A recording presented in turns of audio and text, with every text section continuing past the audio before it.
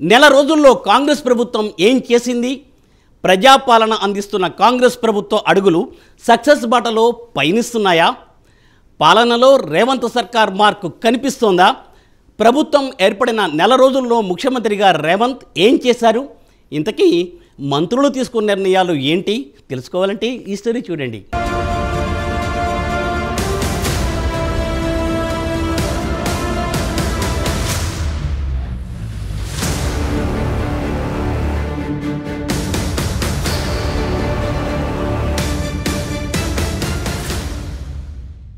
గత ఏడాది డిసెంబర్ 7న తెలంగాణ రాష్ట్ర ముఖ్యమంత్రిగా రేవంత్ రెడ్డి ప్రమాణ స్వీకారం చేశారు. ఆయనతో పాటు 11 మంది మంత్రులు ప్రమాణ స్వీకారం చేశారు.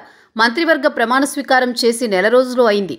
రాష్ట్ర ముఖ్యమంత్రిగా రేవంత్ రెడ్డి ఈ నెల రోజుల పాటు పాలనలో ఎన్నో మార్పులు తీసుకువచ్చారు. మార్పుకు నాంది పలకండి అంటూ ఎన్నికల ముందు కాంగ్రెస్ పార్టీ ప్రచారం చేసింది. ప్రభుత్వం ఏర్పాటయ్యాక తమది ప్రజా ప్రభుత్వమని ప్రకటించి దానికి తగ్గట్లుగా ప్రభుత్వాన్ని ప్రజల దగ్గరికి తీసుకువెళ్లే విధంగా ప్రయత్నం చేస్తున్నారు.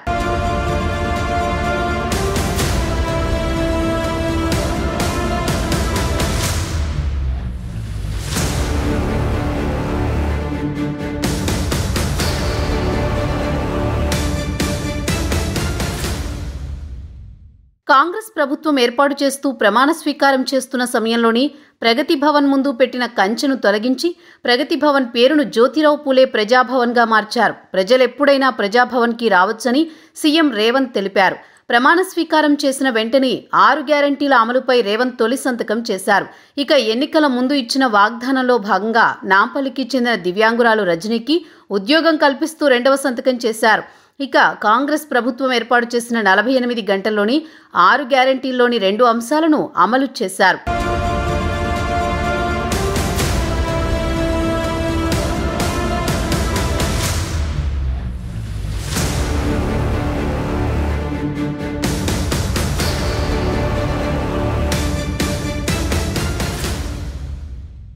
అలాగే మహిళలకు ఉచిత బస్సు సదుపాయంతో పాటు ఆరోగ్యశ్రీలో 5 లక్షలు ఉన్న బీమాని 10 లక్షలకు పెంచింది కాంగ్రెస్. ప్రభుత్వం ఏర్పాటు కాగానే రేవంత్ టీఎస్పీఎస్సీపై రివ్యూ చేశారు. టీఎస్పీఎస్సీ ప్రక్షాళన చేయాలంటే తీసుకోవాల్సిన చర్యలపై సమీక్ష నిర్వహించారు. ఇక రాష్ట్ర బడ్జెట్ మీద ప్రభుత్వం దృష్టి పెట్టింది. రాష్ట్రంలో నిధులు ఏ మేరకు ఉన్నాయి, ఆదాయం ఏ మేరకు జనరేట్ అవుతోంది, దుబారా ఎక్కడ జరుగుతుందనే విషయంలో పట్టు సాధించాలని రాష్ట్ర ప్రభుత్వం కసరత్తు చేసింది. అన్ని శాఖల మంత్రులు ఆయా శాఖలకు సంబంధించిన సమీక్షలు నిర్వహించారు.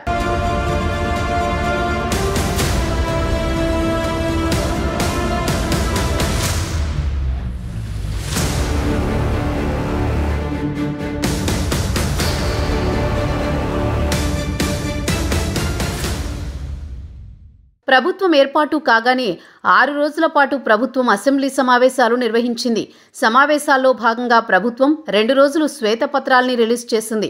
దానిలో భాగంగా ఆర్థిక, విద్యుత్ శాఖలకి సంబంధించిన పూర్తి విషయాలను డిప్యూటీ సీఎం మల్లు భట్టి విక్రమార్క సభకి తెలిపారు.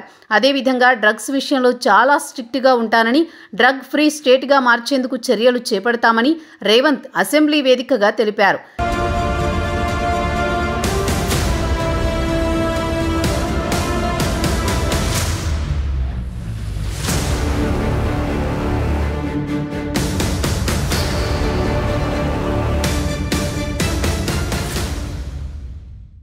నెల రోజుల్లో సీఎం రేవంత్ 4 సార్లు ఢిల్లీకి పర్యటించారు. వాటిలో రాజకీయపరమైన పర్యటనలు కొన్ని అయితే అధికారిక పర్యటనలు కూడా ఉన్నాయి. రేవంత్ సీఎం అయిన తర్వాత మర్యాదపూర్వకంగా ప్రధానిని కలిసి విభజన హామీలని అమలు చేయమని అడిగారు.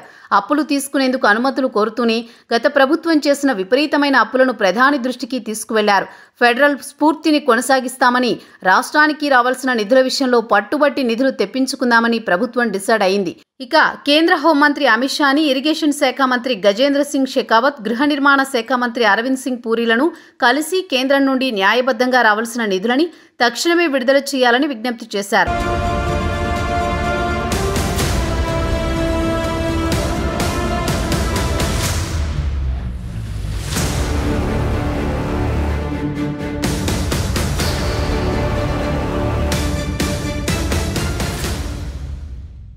మొత్తానికి నెల రోజుల్లో ప్రక్షాళనలో భాగంగా పదుల సంఖ్యలో ఐఏఎస్, ఐపీఎస్ అధికారుల బదిలీలు చేపట్టారు. గత ప్రభుత్వంలో కీలక స్థానాల్లో ఉండి గత ప్రభుత్వానికి అండదండలు ఇచ్చిన పలువురు అధికారులపై రేవంత్ ప్రభుత్వం వేటు వేసింది. ఇక సీఎంఓ కూడా బలోపేతం చేసే దిశగా రేవంత్ పలు నిర్ణయాలు తీసుకున్నారు. ఇంటెలిజెన్స్ చీఫ్గా శివధర్ రెడ్డిని నియమించారు. రెవెన్యూ శాఖ మీద పట్టు ఉన్న శేషాద్రిని రేవంత్ తన సెక్రటరీగా నియమించుకున్నారు. కంటోన్మెంట్ బోర్డులో పనిచేసిన అజిత్ రెడ్డిని కూడా తన కార్యాలయంలో సెక్రటరీగా నియమించుకున్నారు. అలాగే ఇండియన్ ఫారెస్ట్ సర్వీస్ ఆఫీసర్ చంద్రశేఖర్ని సీఎం ఓఎస్డీగా నియమించుకున్నారు. వీరితో పాటు మొట్టమొదటిసారి ఒక ఐపీఎస్ శావనాజ్ కాసింని తన సెక్రటరీగా నియమించుకున్నారు.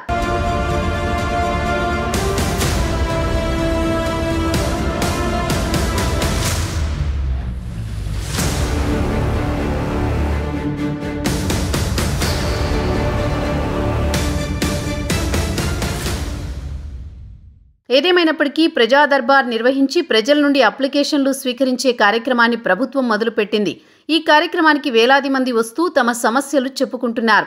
గత ప్రభుత్వం అవకతవకలు వెలికితీసి ప్రజలకు చెప్పడంలో భాగంగా మంత్రులు కాళేశ్వరం ప్రాజెక్టు ఫీల్డ్ విజిట్ చేసి పవర్ పాయింట్ ప్రజెంటేషన్ చేశారు. పాలమూరు రంగారెడ్డి ప్రాజెక్టుకి జాతీయ హోదా కల్పించాలని రేవంత్, ఉత్తమ్ కేంద్ర మంత్రులను కలిసి విజ్ఞప్తి చేశారు. కొత్తగా వచ్చే ఐపీఎస్ అధికారులలో తెలంగాణకి ఎక్కువ మందిని కేటాయించాలని రేవంత్ కోరారు. 6 గ్యారంటీ స్కీముల లబ్ధిదారుల కోసం ప్రజాపాలనలో కార్యక్రమాన్ని నిర్వహించి ప్రభుత్వాన్ని ప్రజల దగ్గరికి తీసుకువెళ్లే ప్రయత్నం చేసింది. 8 రోజుల పాటు జరిగిన ఈ కార్యక్రమంలో 1 కోటికి పైగా అప్లికేషన్లు వచ్చాయి.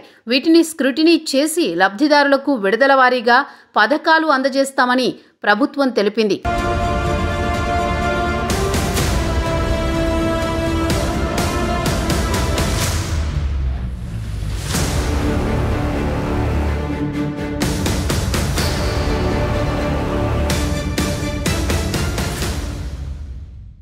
ఇప్పటికే టీఎస్పీఎస్సీపై ప్రత్యేక దృష్టి పెట్టిన రేవంత్ దాని ప్రక్షాళనలో భాగంగా చైర్మన్, సభ్యులతో రాజీనామాలు చేయించారు. కానీ గవర్నర్ వీటిని ఇంకా ఆమోదించలేదు. అందువల్ల కొత్త బోర్డు నియామకం గానీ ఉద్యోగ నియామకాలపై ప్రభుత్వం ముందుకు వెళ్లడం సాధ్యం కావడం లేదు. టీఎస్పీఎస్సీని పారదర్శకంగా నిర్వహించేందుకు యూపీఎస్సీ అధికారులను సైతం రేవంత్ కలిశారు. జాబ్ క్యాలెండర్ ఉండేలా, విద్యార్థులకు, నిరుద్యోగులకు న్యాయం చేసేలా రేవంత్ ప్రభుత్వం కసరత్తు చేస్తోంది. 2024 డిసెంబర్ నాటికి 2 లక్షల ఉద్యోగాలు భర్తీ చేయాలని రేవంత్ సర్కార్ భావిస్తోంది. ఇక రాష్ట్రంలో కొత్త పరిశ్రమలను తీసుకొచ్చేందుకు, పెట్టుబడులు పెట్టించేందుకు ప్రభుత్వం కసరత్తు చేస్తోంది. గత ప్రభుత్వం ప్రతిపాదించిన మెట్రో రైల్ రూట్ మ్యాప్ ని రేవంత్ ప్రభుత్వం మార్చింది. ప్రజల అవసరాలు ఖర్చు తగ్గించే ప్రయత్నంలోనే ఈ మార్పు చేశామని రేవంత్ తెలిపారు. ఇక ఫార్మాసిటీ విషయంలో గత ప్రభుత్వం 1000 ఎకరాలు సమీకరించింది. దాన్ని రైతులు వ్యతిరేకిస్తున్న నేపథ్యంలో వీటి మీద కూడా కాంగ్రెస్ ప్రభుత్వం క్లారిటీ ఇచ్చింది. ఒకటే చోట ఫార్మాసిటీ ఏర్పాటు చేయకుండా ఔటర్ రింగ్ రోడ్ నుండి 40 నుండి 50 కిలోమీటర్ల లోపు వివిధ క్లస్టర్లలో ఫార్మాసిటీ ఏర్పాటు చేస్తామని తెలియజేశారు.